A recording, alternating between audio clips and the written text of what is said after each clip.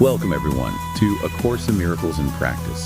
This is our space for really living the Course, not just studying it, gently, imperfectly, and always with curiosity. And we're so glad you're here with us, joining this conversation wherever you might be tuning in from today. It really does make a difference. So yesterday we spent time with Lesson 186. That one invited us into a really profound, quiet space inside.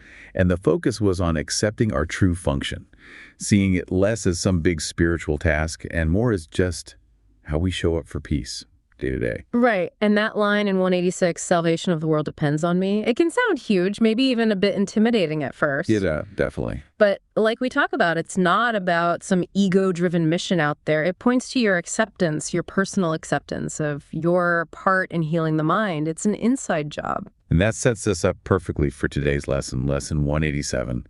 I bless the world because I bless myself. It feels like such a natural flow from accepting your function. It really does. It's like once you kind of stop fighting the truth of who you are, blessing isn't really an action you do anymore. It becomes more like a state of being. Exactly. This lesson really highlights a core teaching in the Course. True spiritual giving isn't sacrifice. It's a genuine movement of truth from within you, flowing out. And you can feel it when it's authentic, can't you? You really can. Okay, so let's read Lesson 187 now, in full. No one can give unless he has. In fact, giving is proof of having. We have made this point before. What seems to make it hard to credit is not this. No one can doubt that you must first possess what you would give. It is the second phase on which the world and true perception differ. Having had and given, then the world asserts that you have lost what you possessed. The truth maintains that giving will increase what you possess. How is this possible? For it is sure that if you give a finite thing away, your body's eyes will not proceed at yours. Yet we have learned that things but represent the thoughts that make them, and you do not lack for proof that when you give ideas away, you strengthen them in your own mind. Perhaps the form in which the thought seems to appear is changed in giving, yet it must return to him who gives. Nor can the form it takes be less acceptable. It must be more. Ideas must first belong to you before you give them. If you are to save the world, you first accept salvation for yourself, but you will not believe that this is done until you see the miracles it brings to everyone you look upon. Herein is the idea of giving clarified and given meaning. Now you can perceive that by your giving is your store increased. Protect all things you value by the act of giving them away, and you are sure that you will never lose them. What you thought you did not have is thereby proven yours. Yet value not its form, for this will change and grow unrecognizable in time, however much you try to keep it safe. No form endures. It is the thought behind the form of things that lives unchangeable. Give gladly, you can only gain thereby. The thought remains and grows in strength as it is reinforced by giving. Thoughts extend as they are shared, for they cannot be lost. There is no giver and receiver in the sense the world conceives of them. There is a giver who retains, another who will give as well. And both must gain in this exchange, for each will have the thought and form most helpful to him. What he seems to lose is always something he will value less than what will surely be returned to him. Never forget you give but to yourself.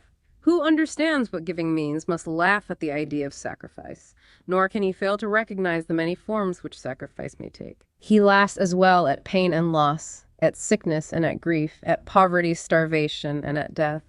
He recognizes sacrifice remains the one idea that stands behind them all, and in his gentle laughter are they healed. Illusion recognized must disappear. Accept not suffering, and you remove the thought of suffering. Your blessing lives on everyone who suffers when you choose to see all suffering as what it is.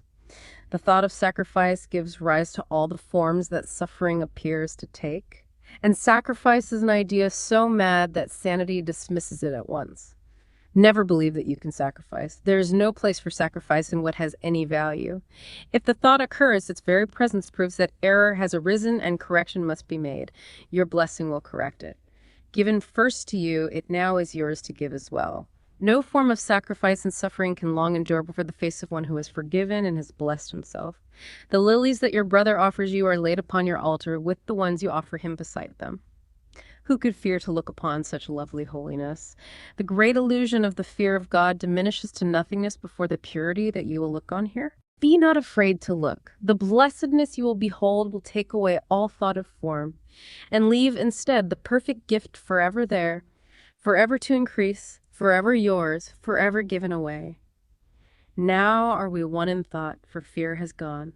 And here, before the altar to one God, one Father, one Creator, and one thought, we stand together as one Son of God.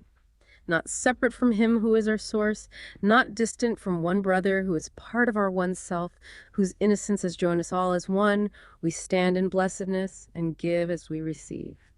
The name of God is on our lips, and as we look within, we see the purity of heaven shine in our reflection of our Father's love. Now are we blessed, and now we bless the world. What we have looked upon we would extend, for we would see it everywhere. We would behold it shining with the grace of God in everyone, and we will not have it be withheld from anything we look upon. And to ensure this holy sight is ours, we offer it to everything we see. For where we see it, it will be returned to us in form of lilies we can lay upon our altar, making it a home for innocence itself, who dwells in us and offers us his holiness as ours. Such a powerful lesson. Yeah. Let's try and pull out some of the core ideas here. Yeah, the first one that always strikes me is just how clear it is. Giving doesn't mean loss. It actually proves you already have whatever it is you're giving. Right. It confirms possession. And tied to that is the idea that we're giving from thought, not really from form. The content underneath peace, love, just being present, that's what really matters. And another huge one, sacrifice is never asked for. If anything feels like a sacrifice, like you're losing something vital, then it's not the kind of giving the Course is talking about. Absolutely. Which leads to the idea that blessing the world really starts with blessing yourself. It's about getting back to that inner truth first, not pushing yourself out of guilt or some sense of obligation. Exactly. Because ultimately your blessing is shared. We're not separate islands. When you remember your own holiness, that light just naturally extends. It has to. You know, going from 186 into 187, it just feels right. There's a real rhythm there. Yesterday's quiet acceptance of your function just naturally flows into today's extension of blessing. Oh, I completely agree. I've always felt these two lessons belong side by side. It's like once you really let that acceptance of function land, not just think about it, but truly deeply consent to it, then blessing just becomes what you are. It's not an effort anymore. And the Course is so direct. Giving proves having, it's not about hoping you have enough or thinking you might. The giving itself is the proof. And I know for myself, I can still sometimes catch that tendency to wait until I feel perfectly full or totally secure before I think I can really give authentically. Oh, that's such a familiar and subtle trap, isn't it? Even after all this time with the Course, I can hear that voice. Okay, I'll offer peace after I feel more centered, or I need more clarity before I can really forgive. But this lesson is such a strong reminder. No, the giving itself creates the clarity. You bless to uncover the blessing already in you. It's a huge shift. Yeah. And you see it play out practically, like maybe you're tired or someone's annoying you and the impulse is to just withdraw or react. But instead, you choose to offer kindness anyway, not faking it, but just remembering, this is who I really am. And something shifts inside you right then and there. Yes. For me, it often happens in really mundane situations. Making dinner, maybe you're running errands, dealing with traffic, or just, someone seems stressed. The giving isn't always some grand gesture. Often it's just letting go of needing that person or situation to be different for me to be okay. That quiet internal release. That's the blessing. I had an experience like that. Someone was really venting, just letting it all out. And my first thought was, okay, how can I fix this? What advice can I give? Right, the fixer impulse. But I caught myself and just paused. And I realized what they probably needed most was someone to listen without judgment. So I offered that, just quiet presence without feeling like I had to drain myself or solve their problem. And you could feel the blessing. It really felt like it moved both ways in that moment. That's such a key point because this lesson totally turns the world's idea of giving on its head. The world often tells you giving costs you something, right? It requires effort, maybe even depletes you. Right. But of course, says the opposite. Giving actually confirms your wholeness. You realize you are whole through the very act of extending that wholeness. And then there's that incredibly direct statement, never believe you can sacrifice. It's amazing how potent that still feels. It's such a clear marker. If giving feels like a sacrifice, like a painful loss, that's a signal. It means you've momentarily bought into an illusion. It's so easy to slip back into that, though. I still catch myself thinking, but if I let this grievance go, I'm losing my justification, or if I forgive this, aren't they just getting away with it? But then the practice is to remember, the thought of loss is the block. The blessing isn't the price you pay. The blessing is the remedy. And the Course is so gentle about it. It doesn't say stop feeling resistance. It just invites you to notice it and even to laugh at the idea of sacrifice. I love that part. The person who understands giving just laughs at sacrifice. There's such freedom in that. Absolutely. It's not a mean laugh. It's like holy amusement. That dawning realization, oh, I fell for that again. I thought love meant I had to empty myself out.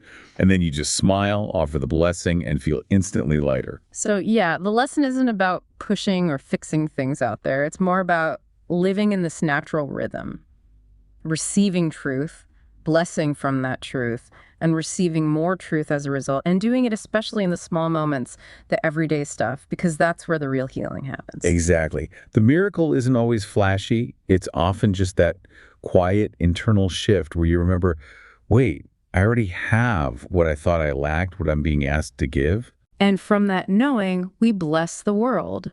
Not through effort, but just because, well, we can't help it. It's who we are.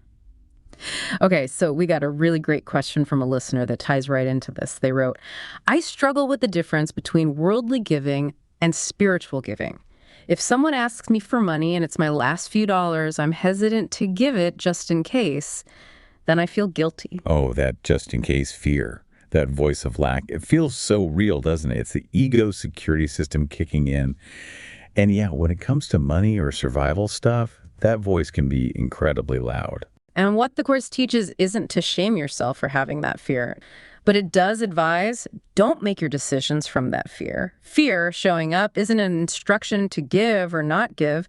It's mainly a signal to just pause. Exactly. Take a breath. And in that pause, that's your chance to turn inward, to ask for guidance.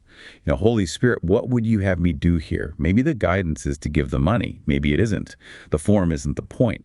The point is, did the action come from peace? Or did it come from fear, guilt, or pressure? Right. And let's be honest, giving your last few dollars out of sheer panic or feeling cornered, that's not blessing. That's self-sacrifice, which the Course explicitly says isn't required. But also, saying no and then beating yourself up with guilt for hours, that's also coming from fear. So the real practice, as always in the Course, is internal first. You bless yourself first by being honest about the fear, and then by listening for that peaceful guidance within. Then whatever comes from that place of wholeness, whether it's giving the money, offering presents, a smile, or a quiet, kind no, that is authentic giving according to the Course. Okay, let's walk through how you might apply Lesson 187 practically, using that exact scenario. Someone asks for money and you feel that knot of fear tighten up. Right. Step 1, pause. Don't react immediately. Just notice what's happening in your body, that tightness maybe. And then silently, gently acknowledge the fear. Okay, I feel afraid I won't have enough. See it as information, not as a personal failing. Then, step 2, invite inner guidance. Ask that question. Holy Spirit, what would you have me do here? And then be patient. Don't demand an instant answer. Let peace or the absence of conflict inside be the signal. Step 3, critically, don't give from guilt or pressure. If you feel that sense of panic or like you should give, even though it feels wrong inside, pause again. You can silently affirm, I choose not to act from fear or guilt right now. I bless myself in this moment. That is spiritual giving, starting right there. And step 4, regardless of whether you give the money or not, you can still extend a blessing inwardly, genuinely. I see you. I bless you on your path. I trust. This is giving the real gift, peace, without any sense of sacrifice. Finally, step 5, trust that your peace hasn't actually been lost. Okay, maybe the money situation is still what it is, but your inner state, your connection to peace remains available. Remember, Course-based giving isn't fundamentally about dollars. It's about extending truth. Giving from peace blesses the world precisely because you blessed yourself first. So, summing up, Today's lesson, much like 186, really isn't about trying harder to be holy. It's an invitation to live from the holiness that's already true about you. Yeah, you're not being asked to performatively give away everything you own. You're asked to give from a place that knows it isn't lacking to begin with. And that knowing comes from doing that inner work, blessing yourself by remembering the truth within. Then, whatever you offer externally, words, presence, silence, money, it flows from an authentic place. So maybe the invitation for today is, don't worry so much about whether your giving looks spiritual enough on the outside. Just practice pausing, getting honest, and blessing yourself first. Trust that both you and the world will feel the truth of that blessing. We'll see you tomorrow.